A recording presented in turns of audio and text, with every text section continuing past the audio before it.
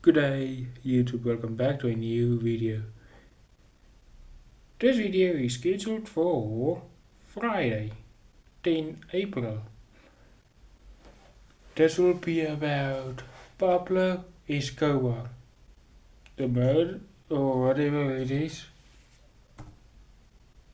the crimes of Pablo Escobar, part 1.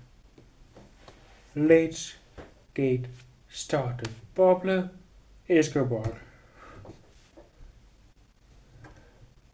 Pablo Emilio Escobar Gaviria, born 1 December 1949, died 2 December 1993, was a Colombian drug lord, narco, narco-terrorist, and politician who was the founder and leader of the Medellin cartel, dubbed the King of Cocaine. Escobar was one of the wealthiest conventional criminals in history, having amassed an estimated net worth of 30 billion US dollars by his death. While his drug cartel monopolized the cocaine trade in the US in the 1980s and early 1990s. Born in Rio Negro and raised in Medellin, Escobar studied briefly at the Universidad Autónoma Latinoamericano of Medellin, but left without graduating. He instead began engaging in criminality, selling illegal cigarettes and fake lottery tickets, as well as participating in motor vehicle theft and more heinous crimes. In the early 1970s, he began to work for various drug smugglers, often kidnapping and holding people for ransom. In 1976, Escobar founded the Medellin cartel, which distributed powder cocaine, and established the first smuggling routes from Peru, Bolivia, and Ecuador through Colombia and eventually into the United States. Escobar's infiltration into the US created a rapidly increasing demand for cocaine, and by the 1980s it was estimated Escobar led monthly shipments of 70 to 80 tons in the US from Colombia. He quickly became one of the richest people in the world, but constantly battled rival cartels domestically and abroad, leading to massacres and the murders of police officers, judges, locals, and prominent politicians.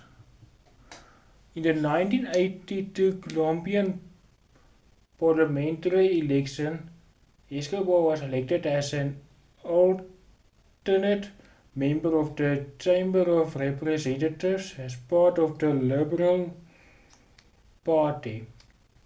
Through this, he was responsible for community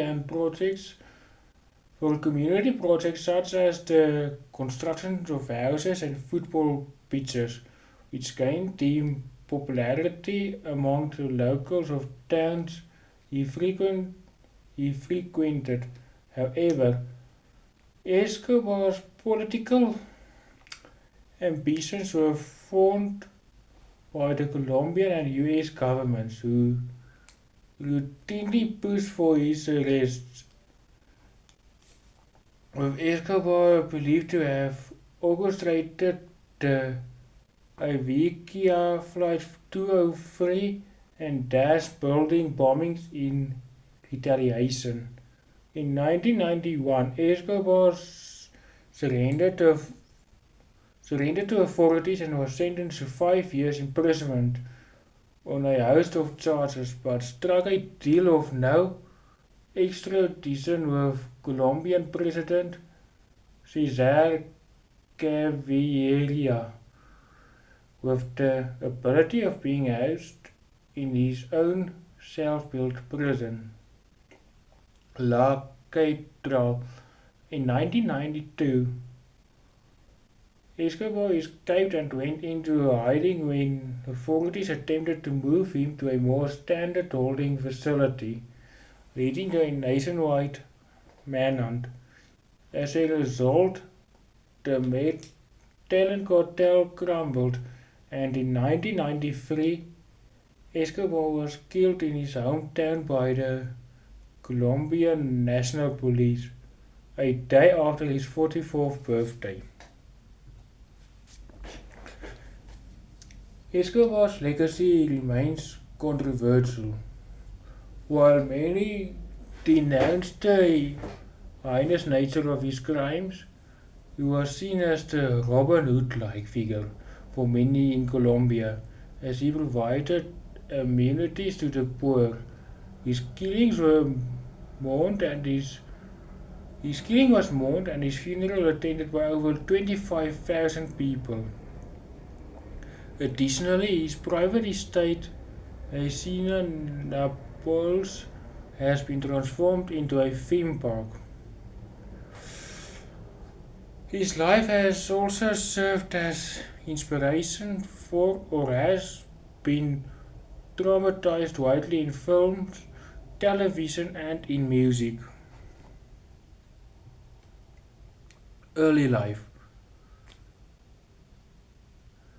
Pablo Emilio Escobar Caviero was born on 1 December 1949 in Rio Negro, Antigua department. He belonged to the Paisi ethnic subgroup. His family was of Spanish origin, specifically from the Basque Country, and also had Italian roots. He was the third of 7 children and grew up in poverty in the neighboring city of Medellin. His father was a small farmer and his mother was a teacher. Escobar dropped out of high school in 1966, shortly before his 17th birthday, before returning 2 years later with his cousin Gustavo Gaviria. At this time, the life they led on the streets of Medellin hardened them, and they were viewed as bullies in the eyes of teachers. The two dropped out of school after more than a year, but Escobar did not renounce getting an education. Having forged a high school diploma, he studied briefly in college with the goal of becoming a criminal lawyer, a politician, and eventually the president, but had to give up because of lack of money. Criminal career early. Escobar started his criminal career with his gang by stealing tombstones, sandblasting their inscriptions, and reselling them. After dropping out of school, Escobar began to join gangs to steal cars.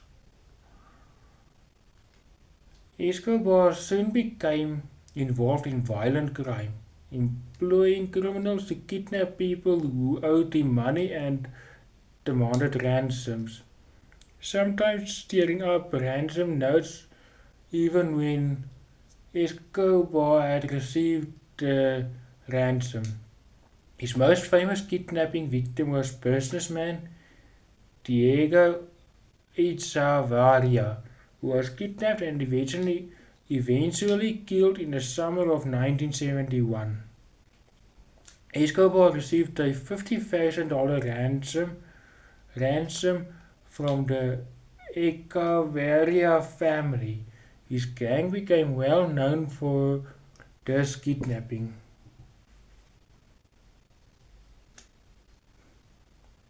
That will all that will be all for now. I think this will be a three-part series. So this series will maybe conclude on Sunday. I don't know. But thanks for watching part 1. I'll see you in the next one.